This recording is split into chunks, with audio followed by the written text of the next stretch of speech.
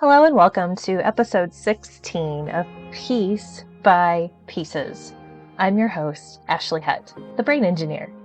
A big piece of cultivating inner peace lies in self-knowledge and self-acceptance and how to live that truth, your truth, in the context of life and family and culture and society. And this sometimes includes the acknowledgement of being curious about and perhaps diagnoses of clinical understood neurological disorders and differences such as ADHD and autism, or the autism spectrum disorder. And today we have an interview with Kody Harms, and we're going to be talking about autism, the autism spectrum disorder, how it presents, what exactly is it, how it presents in children and adults, aspects of your life to look at if you are curious if this could be applied to you, the growing shift in the mindset, perception, and understanding of what exactly autism is, associated statistics, and management techniques to prepare for and regulate yourself as you live your life. Listen and follow along with us for this piece of peace.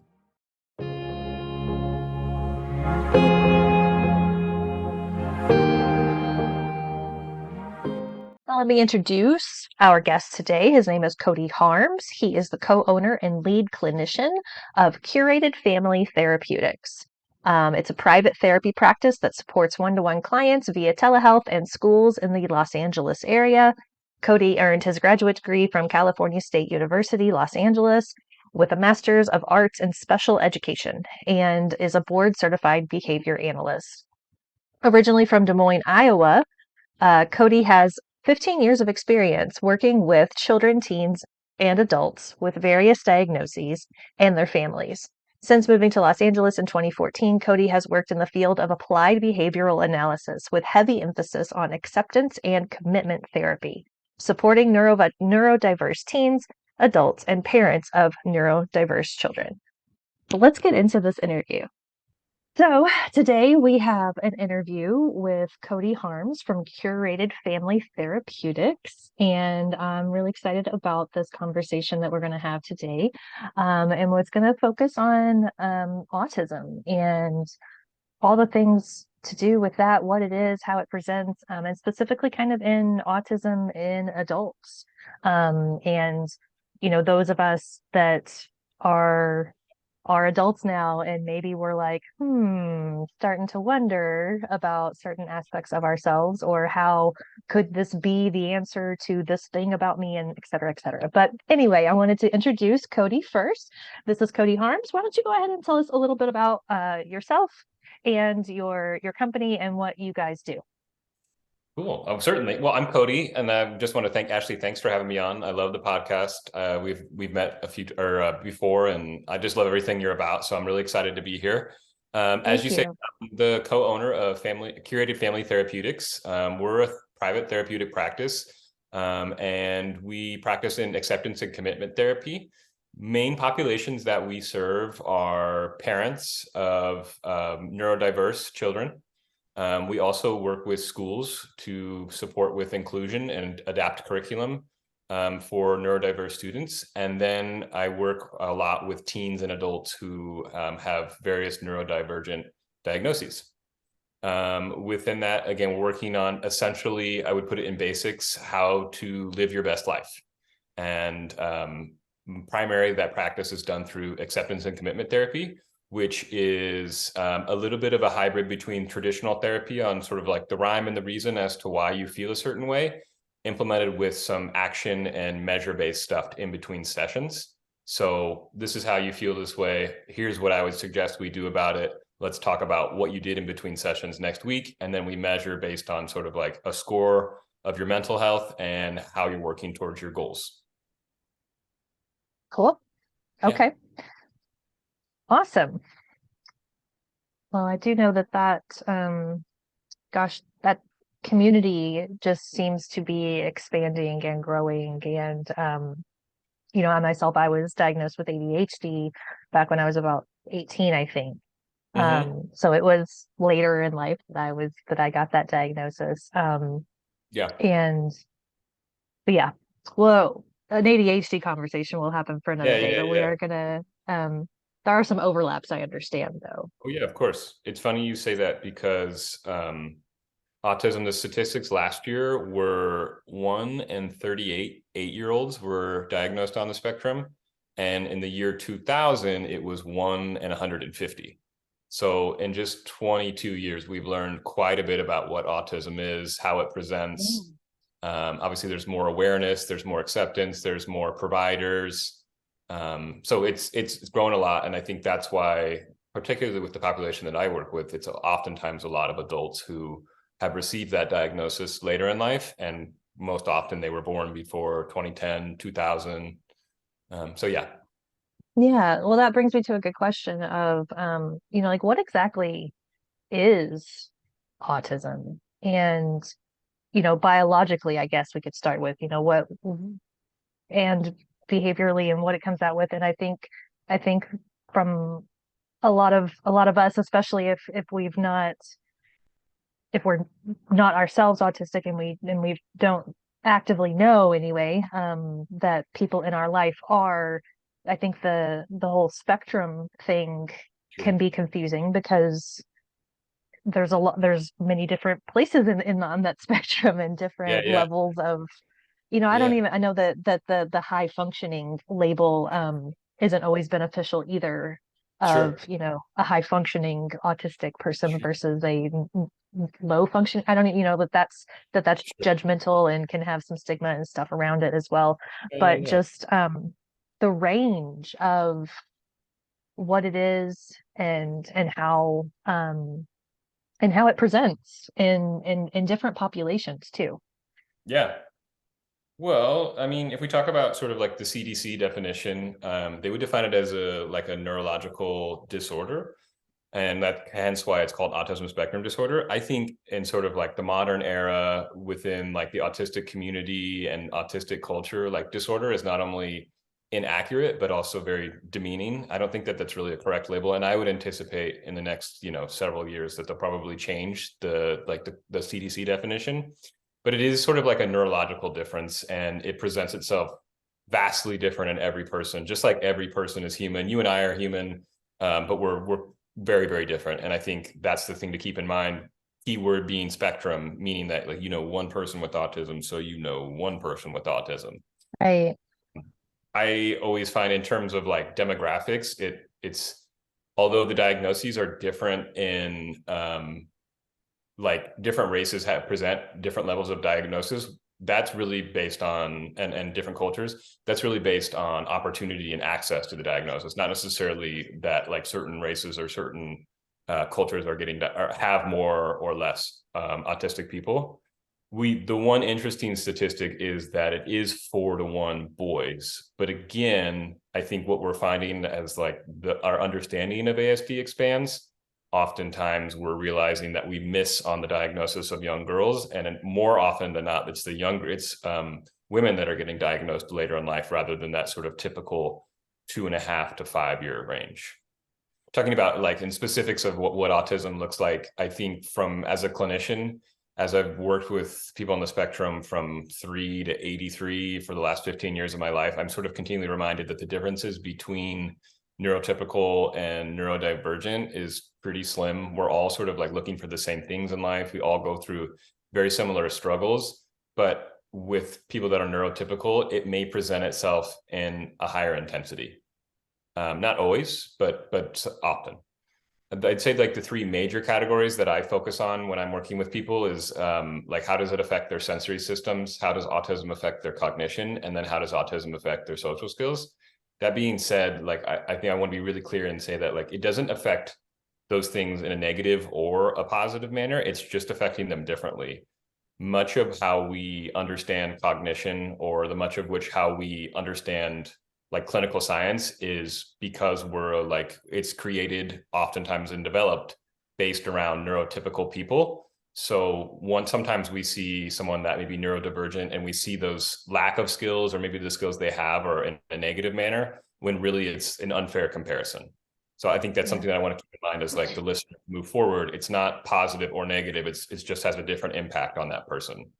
Yeah. When when I was working with younger people, I often like to say that like they have some people on the spectrum have superpowers. And I explain Yep. that this is how I explain it to parents and said, like, your child has a superpower. Sometimes those superpowers fit cookie cutter into sort of like neurotypical society. Like someone like Elon Musk, for an example, is like hyper cognition, hyper focused, really intelligent when it comes to like engineering and things of that nature. And he fit perfect. And his ideas are also very like sellable in culture. Other times the superpower may not fit as cookie cutter in. And, you know, not that those people don't have the same superpower. It just doesn't always fit into society as we kind of understand it right now. Yeah. Yeah, that's a very, very good point to make of, a lot of times, at least, I was born in the 80s. We grew up in the late 80s and the early 90s and stuff. And there was, there's this stigma that around it being like a total detriment Yeah. or like being something that, oh, they're going to struggle with this their whole life and they're going to struggle to have a normal life and Yeah. have a good quality of life and that type of stuff. And shifting the mindset around it too, because that's, yeah, like if you're, it goes back to kind of like if you judge a fish by its ability to climb a tree, it's going to, Exactly. believe that it's incapable Yeah. and, with everything. But no, then if you Yeah. judge a tree, its ability to swim, then the same Yeah. thing. So, Yeah. Yeah. Yeah. um, it's just shifting the way that we look at it and embracing it. Yeah. It's funny enough because I think that's an Einstein quote, right? I think it is. Yeah. I butchered He it, but yeah. But he famously was on the spectrum, so I mean, would make sense, yeah, and obviously contributed incredible work to right. society. Yeah. Right, but if we judged Einstein on his ability to, I don't know, like throw a dinner party or something like that. I Sure. don't know. I don't Great. know. Yeah. Yeah. Or Yeah. like, Great. win the 100-meter dash or something. I have no idea. But Yeah. Exactly. No, that's good. Yeah. Yeah. Yeah. Yeah. Yeah. Yeah. No. No. Exactly. or We'd have sit still in a class and not move around, like sit still for sure. 6 hours every day Sure. or Sure. like control his body move, whatever it is. Yeah. Yeah. Yeah. Yeah. Yeah. Anytime we're boxing in his brilliance, I think is what you're trying to say, and Yeah. he was allowed. I mean, for whatever reason, he flourished and fit sort of the things that he was interested in, and his contributions to society fit really well. And not everybody fits as well, and that doesn't mean that what they have to offer isn't full of value, or like I said, can't be like a real superpower. Absolutely. What I One key thing that I want to talk about today is how, like, so the adults, the parents out there Mhm. that are, we're in the middle of our life, Sure. and maybe some of us have kids that have been diagnosed on in the autism spectrum and are going through that, or maybe we're just, opening our eyes, broadening our perception of being informed and educated on what it is and how it can present.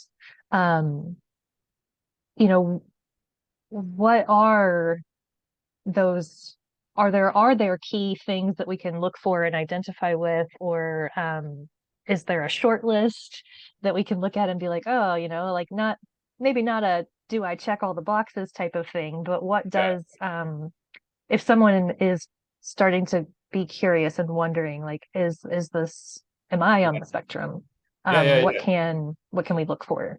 It's a really, really good question, and it's a complicated one to answer because again, the spectrum is so broad and Right. like presents so differently, and like there's not like one attribute could be on one side of the spectrum and another attribute could be on the other side of the spectrum, or there's like a hybrid in between. So it's really, really complicated. Again, I think sort of like basic categorization would be sort of like cognition, sensory systems, and social understanding. So we talk about like cognition oftentimes that I find the sort of the first inklings of young people that I observe that have autism. And again, I'm not qualified to diagnose. I've just been observing these people for 15 years. So I want to make that clear too.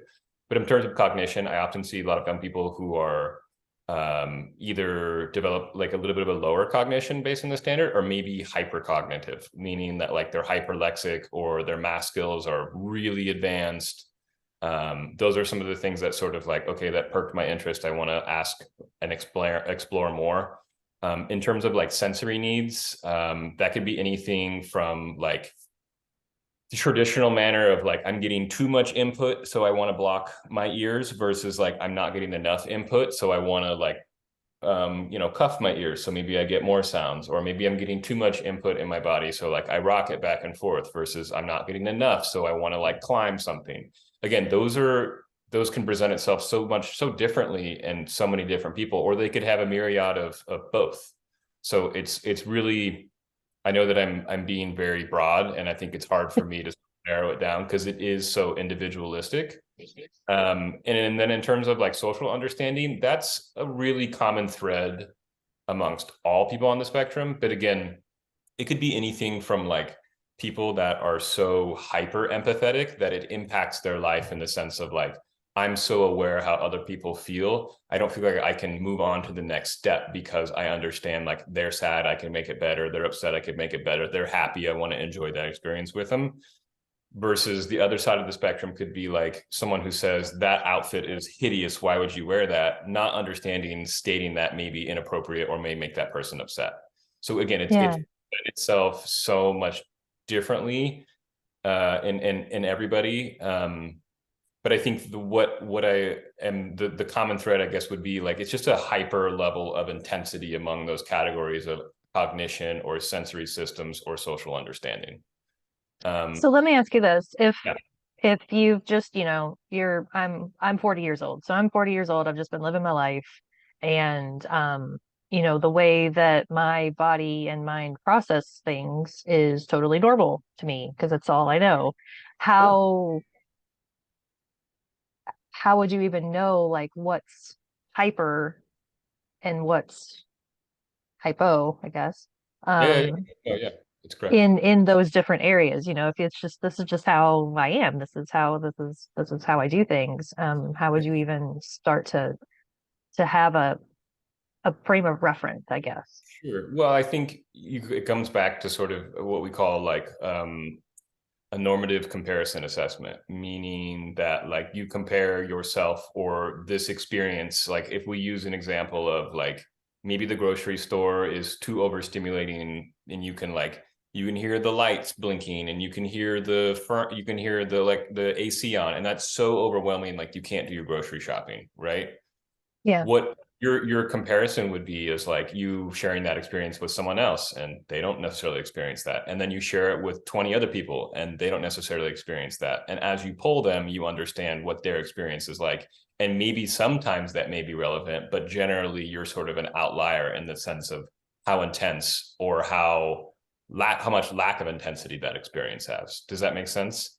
if we Yeah. were if I was doing, and again, I know I made the argument earlier that like we're sort of boxing a culture of and a group of people into a box that isn't always appropriate in terms of like neurotypical culture versus neurodiverse culture.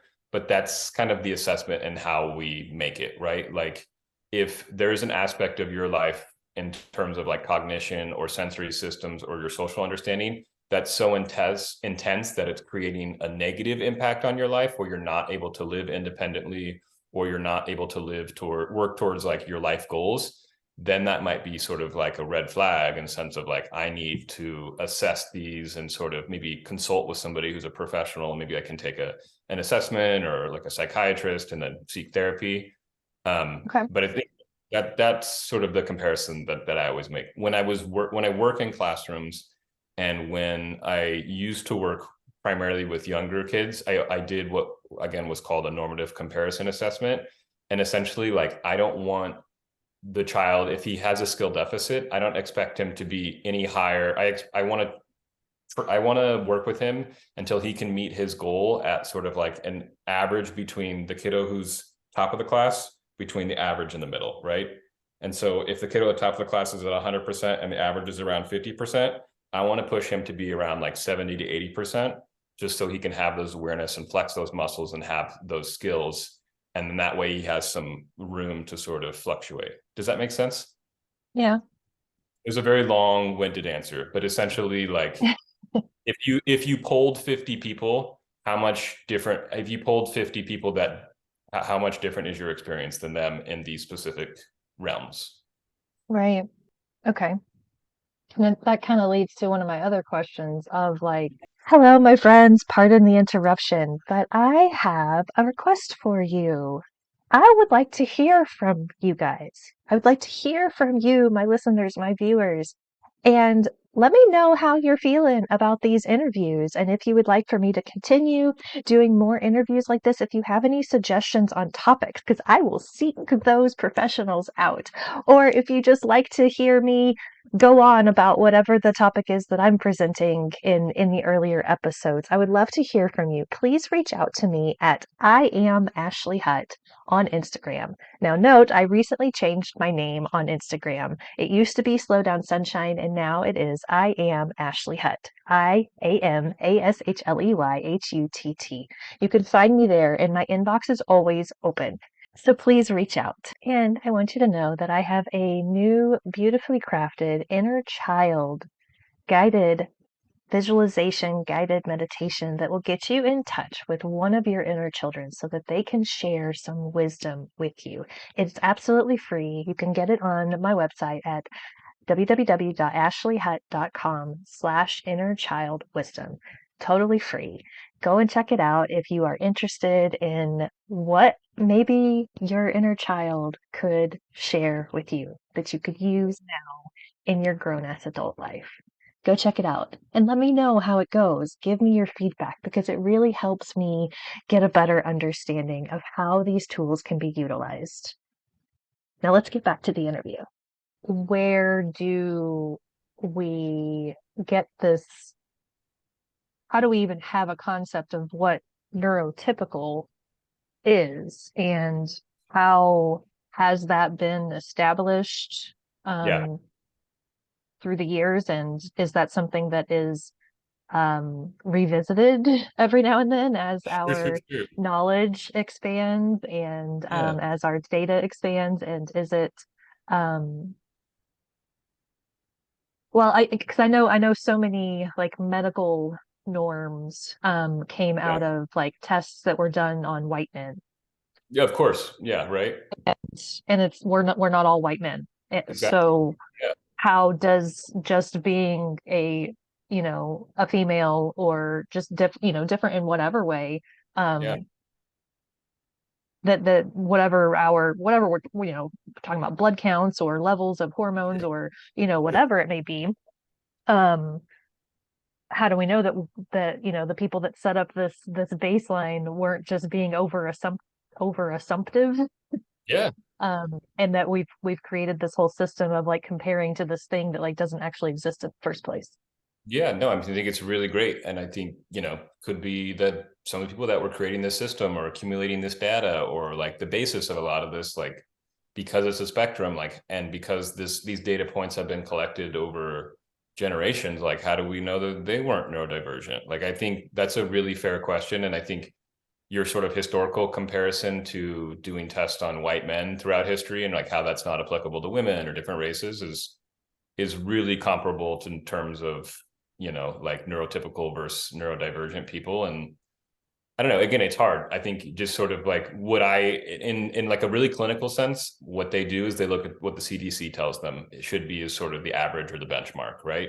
We know that everybody develops differently and at different rates. We know that everybody, regardless of how developed they are, present different traits. So it's not a foolproof system, but generally like that's kind of the benchmark and that's the standard that clinicians are working from. Yeah, yeah, that's you know having a child, I know of, like, oh, they should be walking by this age and they should be talking by this age and they should have 50 words by this age, and Yeah. developing teeth and whatnot. And it's like Yeah. really? And then even another side of that was my sister has a friend that they're the exact same age, and this was a couple of years ago, but she was talking to her friend like, oh, I think I'm in the start of menopause, and she was like, ah, I'm done. And she was like, what? How are you Mm-hmm. already done? Mm-hmm. And she's like, we're the same Uh, age. And I'm like, that doesn't matter. Yeah. Like we're all Yeah. we're all different. We're all Yeah. unique, and things will happen and develop and whatever as they will. Yeah. And it can be really overwhelming, I'm sure, as a parent too, sort of like looking at the watch, looking at what the CDC says, looking at the watch, like they're 3 years in one day. Why haven't they done this? Or they're 3 years in one day. They're so much more advanced, like it can be really Yeah, overwhelming. And so I think give it some grace, and absolutely. that's why we have professionals that have so much experience that can sort of tell you like, yeah, that's fine, that's normal, like let's check out on it in 6 months if we're still concerned.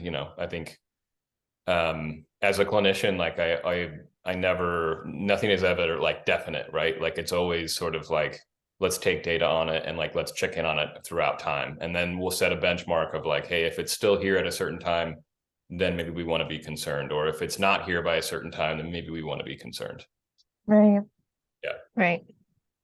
And that's gosh, imagine that that's where it's important to be connected with the right professionals for um sure. that are going to take that aspect into consideration and be open to that, and I guess basically like not think that they know everything.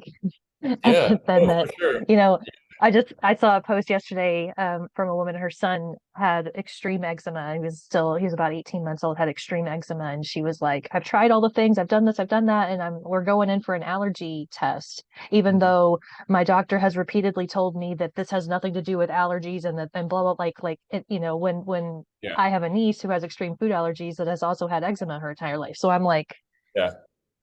Yeah. they're Yeah. definitely linked, or they can be, For sure. so just being connected with the right professionals that can open-mindedly like help you through the process. Yeah, and a compassionate clinician is one that like understands you, what you want out of the process, who you are, your goals, and then also isn't afraid to sort of ask other people who are super knowledgeable and qualified. That's how we met, right? Like you Yeah, specialize in one aspect of therapy, I specialize in another.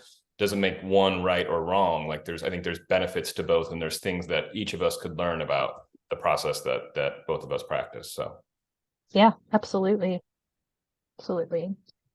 Going back to adults and maybe even women specifically, because most of my audience is women. sure. um with if we are, what are the types of I guess everyday like life struggles, like things that we may be experiencing, that yeah, and what could exploring a possible diagnosis, what is there any benefit to that as an adult? Yeah. Well, I again, I want to talk for like, I don't want to speak for a whole culture at large, and Yeah, I don't want to speak for women on the spectrum either. But just again, based on my observations and my interactions with for the last 15 years, I'll maybe I guess I'll narrow it down because you're focusing on adults, but I'll narrow it down. I feel like again, and this isn't a novel concept to people on the spectrum, but with most frequently everybody's looking for is a sense of like balance, like how do I balance my identity? Um, I think the other big things that we're looking for is like executive functioning skills, like yeah, organization, structure of my life, like how to get things done, what's important to get done, like what should I do first versus like what should I do next. And then again, the sensory component is another big one that I feel like presents itself in a lot of adults. And when I say that, it doesn't have to be auditory or visual. Like I think one of the big challenges is like things that are internal, and that's sort of again, there's not a whole lot of research on a lot of that stuff, so that can be really complicated. And then I always come back to the social aspect as something that I frequently address in my sessions.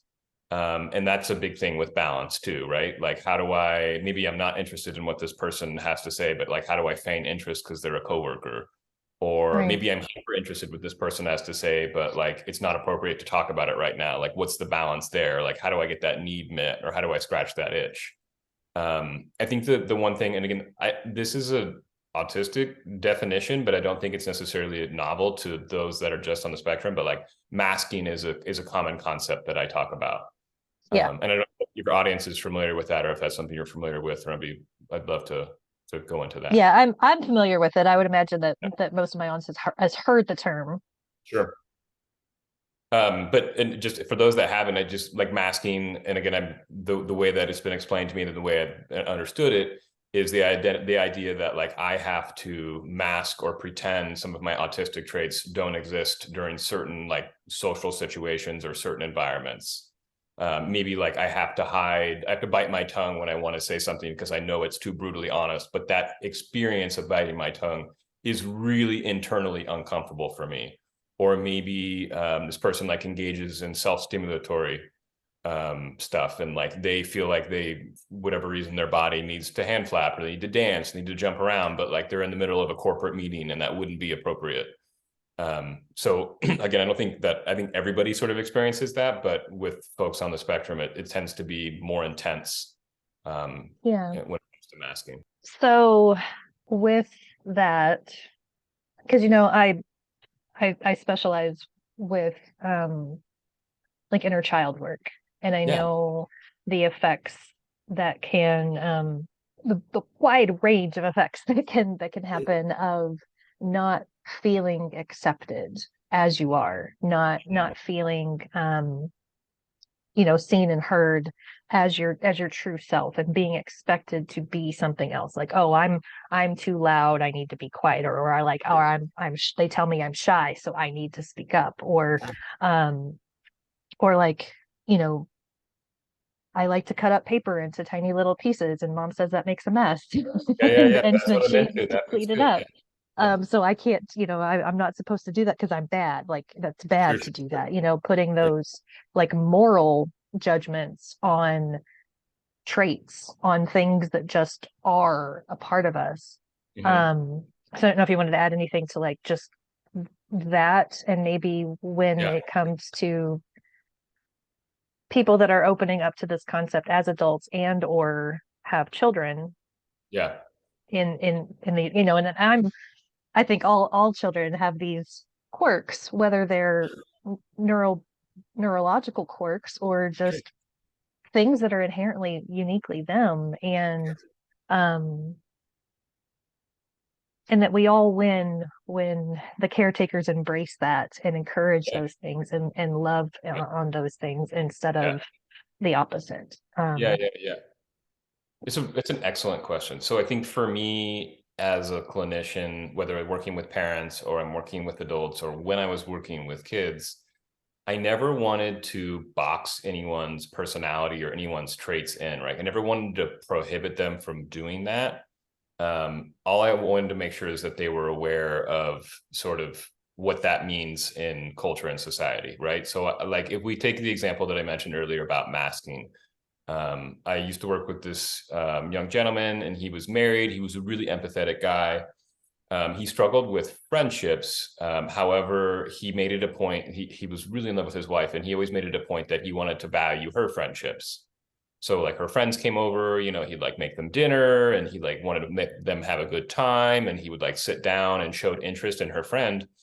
And at one point, he told me that a new friend that she had brought over, he just had zero interest in. Like it was just like he was annoyed about this person and the stories that they told, and like he just felt overall in his body and his brain that his time would be better suited doing other interests.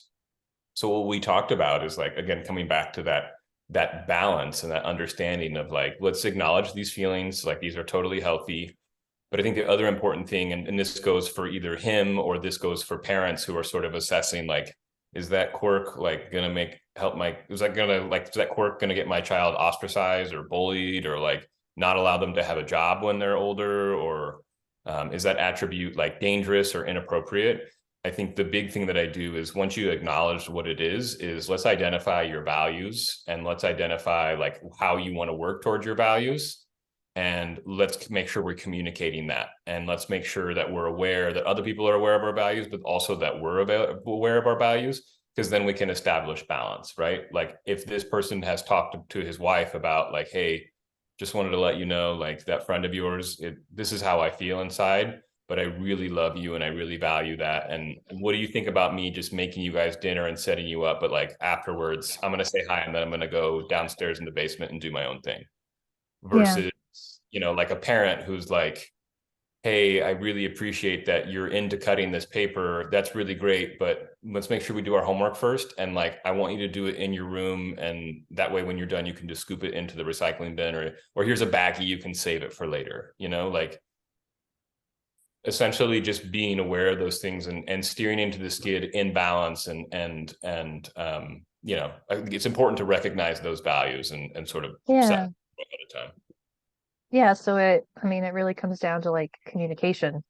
Mm-hmm.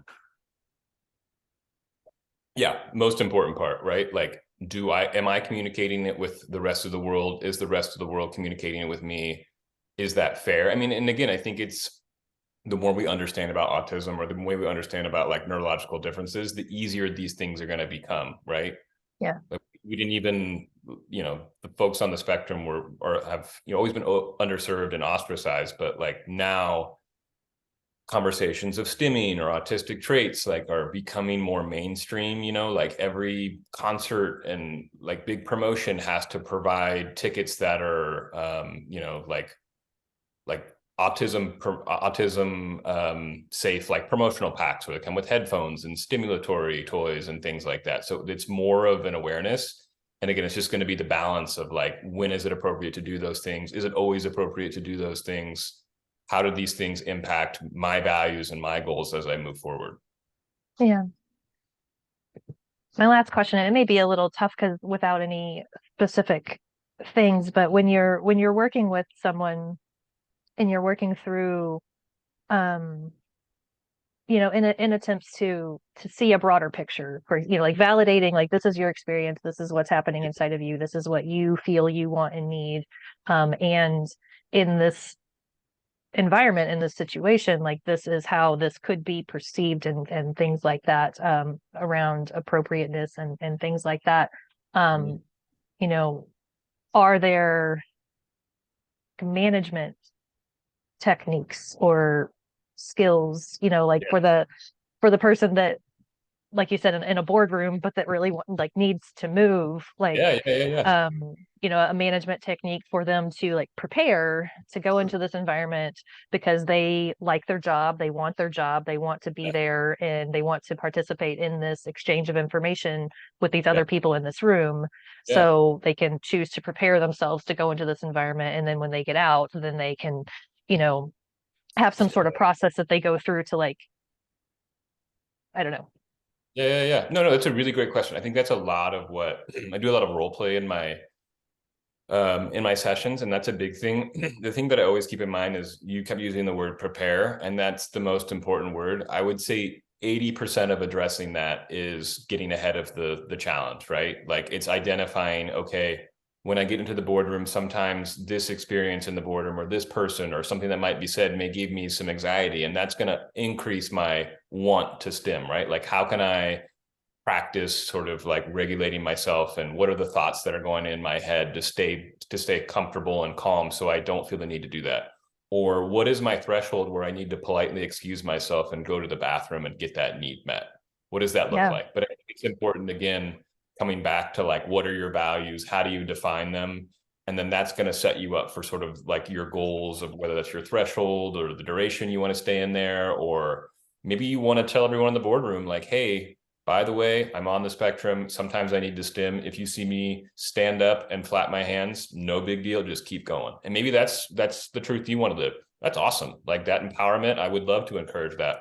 But for me and my sessions and what I work on is like, let's spend 80% of our time before the problem, before, not, I don't want to say problem, before that experience exists. So you know how to prepare. So you feel really fluid with it while you're calm, and you can sort of weed out any of those potential challenges, and then we can practice addressing them until you get to the real deal. Yeah. Yeah. Yeah, I like that. And it's also like building an awareness. I feel like using this, going on this example, like that some jobs are going to be open and accommodating, Yeah. and some are not. Yeah. And knowing when it's like, nope, it's time for me to leave and to find another thing. Sure. Or something like, whether it's an entire profession or just that physical place of employment, or or Yeah. whatever. Yeah. Yeah.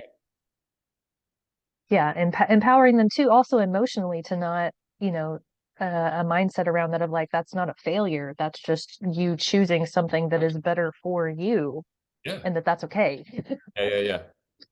Well, Cool. cool. Is there, we've covered a lot here and it was a really good conversation, and I love it. Is there anything else that you'd like to add before Um, us wrap up here? no, I really appreciate, I think that was, we had some questions that were planned out, but I thought we veered into some really important topics. And I hope just really overall, I hope this was really helpful. And I hope those that were sort of neuro curious maybe got the answers that they were looking for. And, I encourage anybody to sort of like reach out and ask for help, whether that's me or whether that's somebody else. I just always want somebody to work towards, creating joy in their life or work towards their values and, towards living their best self. And if I can be a help to that, again, I'm Kody. I'm from Curated Family Therapeutics. I'd love to help. And if it's somebody else, or if it's exercise or anything else, whatever it looks like, I just always want to encourage people to work towards their best self and, take action that bring joy to their life. Yeah, and just building on that there are there's so many professionals we're doing our own thing. We've created our Yeah. we've followed our heart and followed our own path and created our own business that is unique to us, and our individual skills and whatever it is that we're choosing to focus on, like you said, whether it is health or fitness or any aspect of it, and to like not, I don't know, not be afraid to like reach out to someone like that that's not, referred by your practitioner Sure. and things like that, because they, the normal healthcare system does have its Yeah. inherent limitations. So, that person that you follow on Instagram that like you really like and you really like all the things that they're saying, they probably have a way to actually work with you and help you through For sure. whatever it is. Um, so with that, where can my listeners find you and your company? Well, I have an Instagram at Curated Family Therapeutics, and then I have a website, www.curatedfamilytherapeutics.com. If you DM us on our Instagram, some people are really surprised and shocked by this, but we're really open to like a free consultation or a free workshop. So if you have like something that you heard on the podcast today that you wanted like more detail on, feel free to DM me and we can set up a time that works best for you, and we can talk about all that stuff. I usually block out anywhere from like 30 to 45 minutes, and I'm really open to that. Really into, if you're interested, I'm interested in sharing some free nuggets, and then if you want to continue from there, we certainly can. And if not, I hope you got something from it. Cool. Where are you located, and do you do, you mentioned working with schools. Are you Yeah. mainly in your locality, or do you Yeah, do I'm virtual in stuff? Los Angeles. The schoolwork that I do is all obviously in person and within the Los Angeles area, and then all the other one-to-one therapy with parents and adults and teens is all through telehealth. And sometimes, occasionally, I'll see some people in person in Los Angeles, but typically, I find everybody's got super busy schedules, and we can do a phone call or we can do a Zoom, whatever works best for you. Okay. Very cool. Mhm. All right. Well, thank you, Kody, for coming Yeah. on Piece by Pieces today. And it was a great conversation. I'm happy to have you. Yeah. Thanks, Ashley. I really appreciate it. This was fun. I'd love to do it again. Yeah. All right. Well, thank you everyone for listening or watching, and check us back next week for a brand new episode of Piece by Pieces.